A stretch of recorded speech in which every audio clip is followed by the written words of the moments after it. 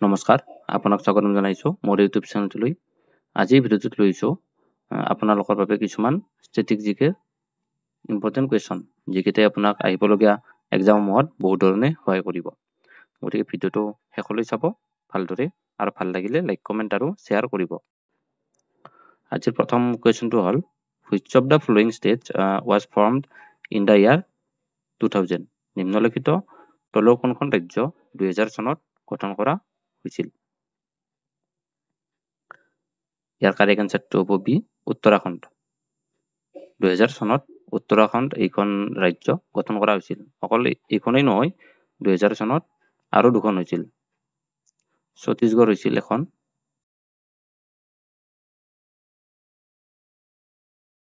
ছত্তীশগড়, উত্তৰাখণ্ড এই দুখন, আৰু এখন আছিল, সেইখন হ'ল ঝাৰখণ্ড। এই তিনিওখন হৈছিল 2000 চনত।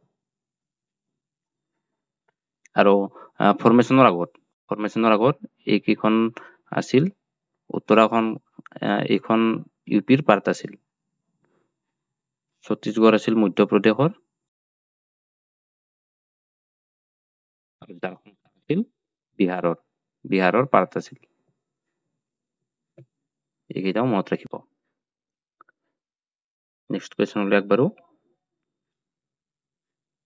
In which Indian state is the flamingo festival celebrated? কোনখন ভাৰতীয় ৰাজ্যত ফ্লেমিংগো উৎসৱ উদযাপন কৰা হয়?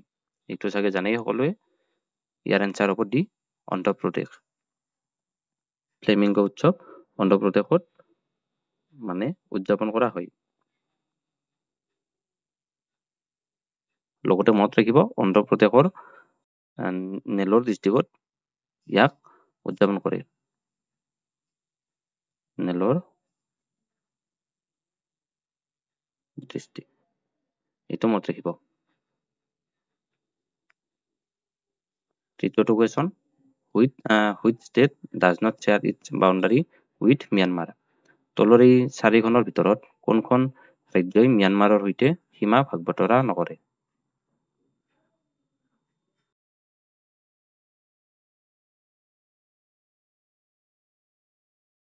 ইয়াৰ এনচাৰ হ'ব ডি, ছিকিম। ছিকিমে ম্যানমাৰৰ সৈতে ভাগ বতৰা ম্যানমাৰৰ সৈতে সীমা ভাগ বতৰা নকৰে। ছিকিমে তিনিওখন দেশৰ লগত কৰে। এইকেইখন হ'ল ভূটান, চাইনা এণ্ড নেপাল। ছিকিমে এই তিনিওখনৰ লগত কৰে, ম্যানমাৰৰ সৈতে নকৰে। ম্যানমাৰৰ লগত বৰ্ডাৰ শ্বেয়াৰ কৰে অন্ধ্ৰপ্ৰদেশ, নাগালেণ্ড, মণিপুৰ এণ্ড মিজোৰাম। এই চাৰিখনৰ লগত ম্যানমাৰে নেশ্যনেল বাউণ্ডাৰী শ্বেয়াৰ কৰে। নেক্সট কুৱেশ্যনলৈ আগবাঢ়ো। Jawaharlal Nehru port is located in? Jawaharlal Nehru বন্দৰ তলৰ এই কোনখনত অৱস্থিত?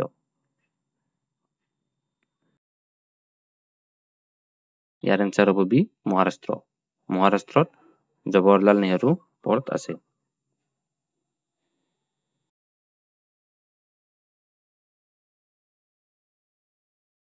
Next question, national income estimate in India are prepared by? ভাৰতত ৰাষ্ট্ৰীয় উপাৰ্জনৰ প্ৰস্তুত কোনে কৰে?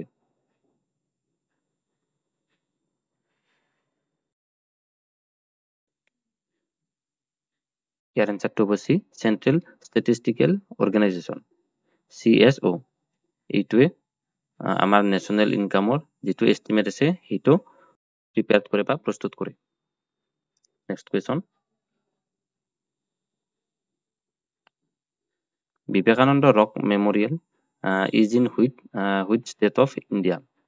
বিবেকানন্দ ৰক মেমৰিয়েল ভাৰতৰ কোনখন ৰাজ্যত আছে? এই চাৰিখনৰ কোনখনত অৱস্থিত? এনচাৰটো হ'ব এ, তামিলনাডু। তামিলনাডুত বিবেকানন্দ ৰক মেমৰিয়েল আছে।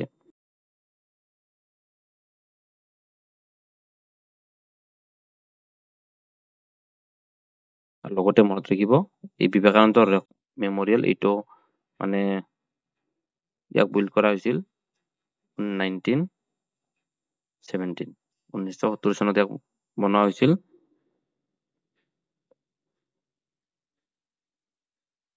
নেক্সট কুৱেশ্যন,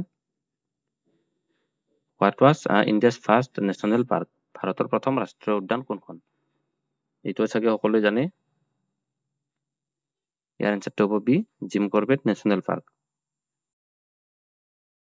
এইখনক এষ্টাব্লিছ কৰা হৈছিল 1936। এইখন আমাৰ ভাৰতৰ প্ৰথম national park, Jim Corbett national park. ইয়াক এষ্টাব্লিছ কৰা হৈছিল 1936ত। আৰু এই জিম কৰবেট নেশ্যনেল পাৰ্ক নামৰ আগতে ইয়াৰ নামটো আছিল হেলি নেশ্যনেল পাৰ্ক। হেলি নেশ্যনেল পাৰ্ক, এইটো মনত ৰাখিব। আৰু যদি ইয়াৰ লোকেশ্যনটো কওঁ মই, ইয়াৰ লোকেশ্যন হ'ল উত্তৰাখণ্ড, আমাৰ ইণ্ডিয়াৰ উত্তৰাখণ্ড।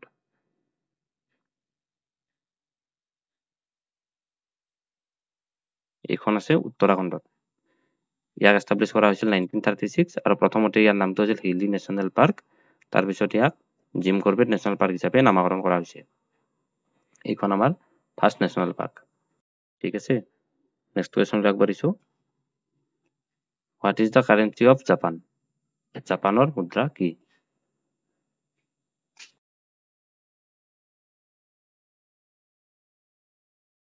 ইয়াৰ এনচাৰটো হ'ব এ, ইয়েন। ইয়েন বা জাপানিজ ইয়েন।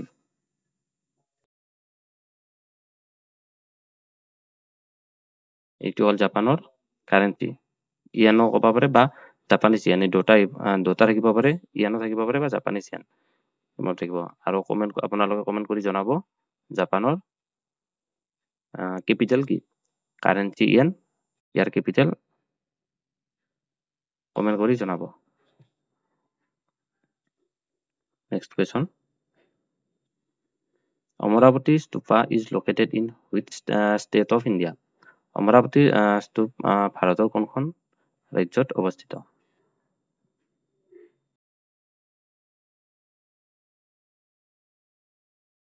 ইয়াৰ এনচাৰটো হ'ব চি, অন্ধ্ৰপ্ৰদেশ। অন্ধ্ৰপ্ৰদেশত এইটো লোকেটেড অমৰাৱতী স্তূপা।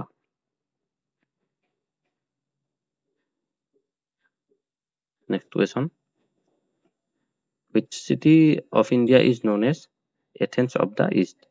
ভাৰতৰ কোনখন চহৰক এথেন্স অফ দ্য ইষ্ট বুলি জনা যায়?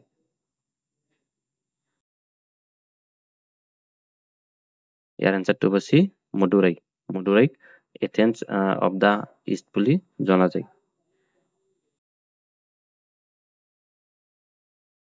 Next question, the Barabati sports stadium is located in which state of India? Barabati ক্ৰীড়া ষ্টেডিয়াম কোনখন ৰাজ্যত অৱস্থিত? ভাৰতৰ কোনখন ৰাজ্যত অৱস্থিত? ইয়াৰ এনচাৰটো হ'ব ডি, উৰিষ্যা। উৰিষ্যাত অৱস্থিত এইখন বৰাৱতী স্পৰ্টছ ষ্টেডিয়াম। আৰু এইখন এষ্টাব্লিছ কৰা হৈছিল 1958। Next question, the silent valley movement was started in 1973 in the state of? নীৰৱ উপত্যকা আন্দোলন 1973 চনত আৰম্ভ হৈছিল, কিন্তু এইখন কোনখন ৰাজ্যত আৰম্ভ হৈছিল?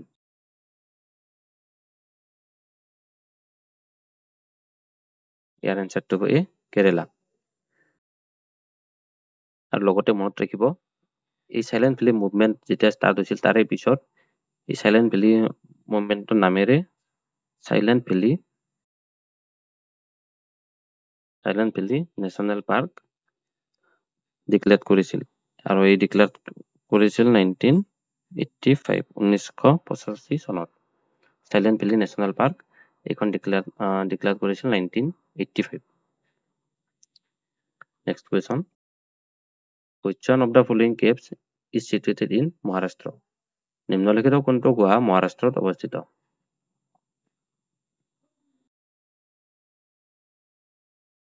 এইটো সকলোৱে জানে।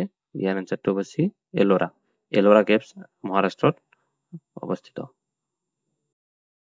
Next question, red panda is a state animal of which of the following state? ৰঙা পাণ্ডা হৈছে নিম্নলিখিত তলৰ কোনখন ৰাজ্যৰ এটা ৰাজ্যিক জন্তু? ইয়াৰ এনচাৰ হ'ব ডি ছিকিম। ৰেড পাণ্ডা হৈছে ছিকিমৰ এটা ষ্টেট এনিমেল। তো আজিৰ ভিডিঅ'টোত এইকেইটাই কুৱেশ্যন আছিল। যদি ভিডিঅ'টো চাই ভাল পালে লাইক কৰিব, কমেণ্ট কৰিব আৰু শ্বেয়াৰ কৰিব। ধন্যবাদ।